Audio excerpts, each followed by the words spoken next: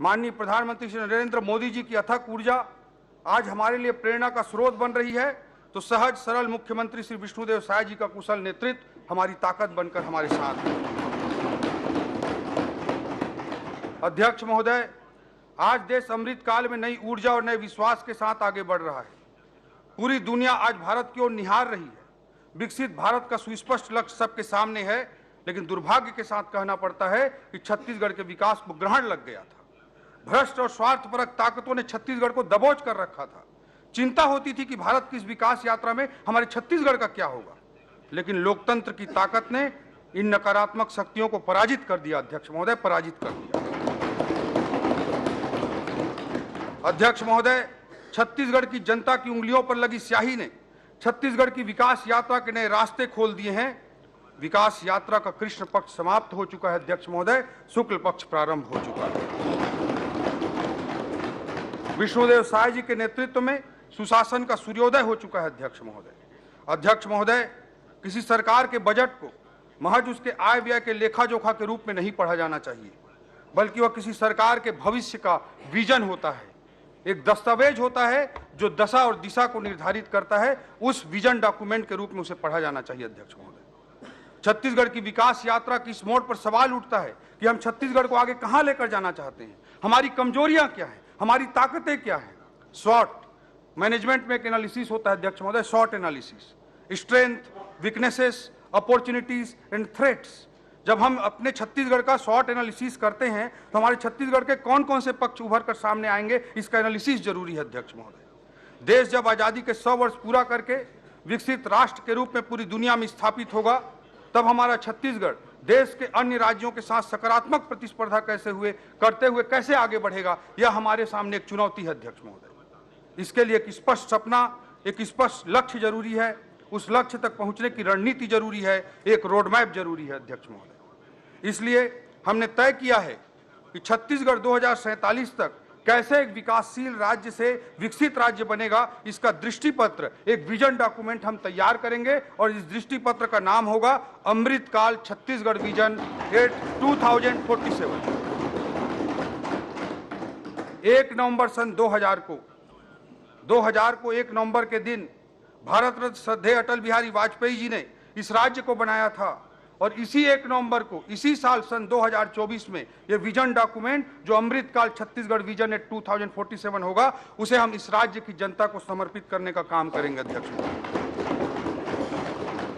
हमने बनाया है और हम ही संवारेंगे। अध्यक्ष महोदय, ये छत्तीसगढ़ की जनता के प्रति हमारा कमिटमेंट है, हमारी सरकार की प्रतिबद्धता है। अध्यक्ष महोदय, कहा जाता है कि कोई भी सार्थक व्यक्ति के लिए कोई भी मंजिल आखिरी मंजिल नहीं होती है। हर मंजिल एक पड़ाव होता है अगले मंजिल तक आगे बढ़ने के लिए। इसी दर्शन के साथ मोदी जी कहते हैं कि हम बड़ा लक्ष्य बनाते हैं, उसे प्राप्त करते हैं और फिर उससे भी बड़ा लक्ष्य बनाते हैं। ये मोदी जी का विजन है। 2047 के दीर्घकालिक विजन तक पहुंचने से पहले हमें मध्यम अवधि के अर्थात मिड टर्म टारगेट भी बनाने होंगे। हम छत्तीसगढ़ के लिए तय कर रहे हैं कि 2047 तक हमारा छत्तीसगढ़ विकसित छत्तीसगढ़ होगा। उस लक्ष्य तक पहुंचने के लिए हमारा मिड टर्म टारगेट क्या होगा, वह भी हम निर्धारित करने का प्रयास कर रहे हैं। अध्यक्ष महोदय, जैसे मोदी जी ने देश की अर्थव्यवस्था के लिए मध्यावधि टारगेट के रूप में 5 ट्रिलियन और 10 ट्रिलियन डॉलर इकोनॉमी का लक्ष्य रखा है, उन्होंने अगले 5 सालों के लिए भारत को दुनिया की तीसरी बड़ी आर्थिक शक्ति बनाने का मध्यम अवधि टारगेट रखा है। अध्यक्ष महोदय, हम भी इसी तरह का एक मध्यावधि लक्ष्य निर्धारित करना चाहते हैं। आज हमारे छत्तीसगढ़ की जीएसडीपी लगभग 5 लाख करोड़ है, जिसे आने वाले 5 सालों में 2028 तक 10 लाख करोड़ करना हमारा बहुत ही महत्वाकांक्षी लक्ष्य है। अध्यक्ष महोदय, पिछले 5 सालों की आप तुलना करेंगे तो यह लक्ष्य बहुत बड़ा दिखाई देगा, लेकिन फिर भी इस बड़े लक्ष्य को हम स्वीकार कर रहे हैं और इस चुनौती के लिए आदरणीय विष्णुदेव साय जी के नेतृत्व में हम आगे बढ़ेंगे। यह मध्यावधि लक्ष्य देश को दुनिया की तीसरी बड़ी अर्थव्यवस्था बनाने के मोदी जी के महायज्ञ में हमारा योगदान होगा। मोदी जी के सहकारी संघवाद, कोऑपरेटिव फेडरलिज्म के सिद्धांत पर चलते हुए हम केंद्र का सहयोग भी प्राप्त करेंगे और देश के विकास यात्रा में अपनी महती भूमिका भी निभाएंगे। छत्तीसगढ़ अब केंद्र से टकराव वाले पिछले 5 वर्षों के मॉडल के स्थान पर डबल इंजन की सरकार में संघ राज्य समन्वय से विकास का नया अध्याय लिखेगा। इस 5 सालों के अत्यंत महत्वाकांक्षी लक्ष्य जो जीडीपी को केवल 5 सालों में दुगना करने का लक्ष्य जो हम निर्धारित कर रहे हैं, इस महत्वाकांक्षी लक्ष्य के तहत 10 लाख करोड़ की जीडीपी तक जो पहुंचना चाहते हैं, इसको प्राप्त करने के लिए हम आधारभूत रणनीतिक स्तंभ के रूप में, फंडामेंटल स्ट्रेटेजिकल पिलर्स के रूप में 10 स्तंभों की पहचान किए हैं और उसको मैं सदन के समक्ष रखना चाहता हूं। हमारा पहला पिलर होगा फोकस ऑन इकोनॉमिक डेवलपमेंट। हमारे आर्थिक विकास का केंद्र बिंदु होगा ज्ञान। दूसरा हमारा पिलर होगा तकनीक आधारित रिफॉर्म और सुशासन से तीव्र आर्थिक विकास। तीसरा हमारा पिलर होगा तमाम चुनौतियों के बीच अधिकाधिक पूंजीगत व्यय सुनिश्चित करना, मैक्सिमम कैपेक्स। चौथा हमारा पिलर होगा प्राकृतिक संसाधनों का उचित इस्तेमाल। हमारा पांचवा पिलर होगा अर्थव्यवस्था के सेवा क्षेत्र की नई संभावनाओं पर जोर। हमारा छठवां पिलर होगा सरकार की सारी क्षमताओं के अतिरिक्त निजी निवेश भी सुनिश्चित करना। हमारा सातवां पिलर होगा फोकस ऑन बस्तर सरगुजा।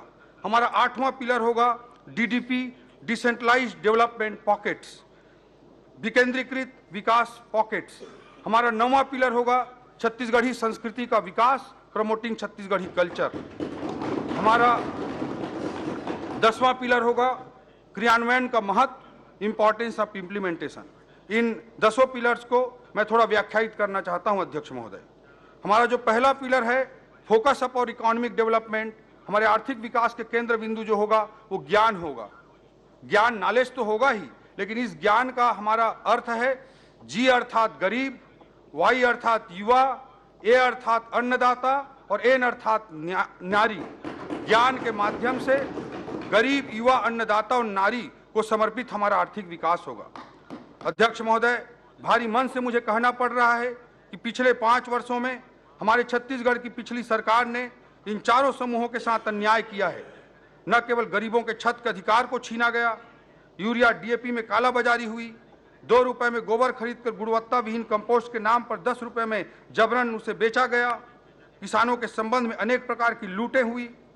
अध्यक्ष महोदय, माताओं बहनों को इन्होंने 500 रुपए प्रति माह अर्थात साल का 6,000 रुपए देने का वादा किया था, मगर किसी को 6 रुपए तक नहीं मिला। अध्यक्ष महोदय, ये भारी मन के साथ कहना पड़ रहा है। अध्यक्ष महोदय, युवाओं के साथ भी बहुत अन्याय हुआ। प्रतियोगी परीक्षाओं में जो बड़े सपने लेकर हमारे युवा आए थे, उनके साथ अन्याय हुआ। इस संदर्भ में नेल्सन मंडेला जी के कोटेशन को मैं कोट करना चाहता हूं। Destroying any nation does not require the use of atomic bombs or the use of long range missiles. It only requires lowering the quality of education and allowing cheating in the examinations by the students. अध्यक्ष महोदय, किसी देश को बर्बाद करने के लिए, तबाह करने के लिए बम बारूद और मिसाइल की जरूरत नहीं होती है। शिक्षा की गुणवत्ता को खराब कर देना और परीक्षाओं में भ्रष्टाचार ही किसी देश को बर्बाद करने के लिए पर्याप्त होता है। यह विजनरी लीडर नेल्सन मंडेला ने कहा है। अध्यक्ष महोदय,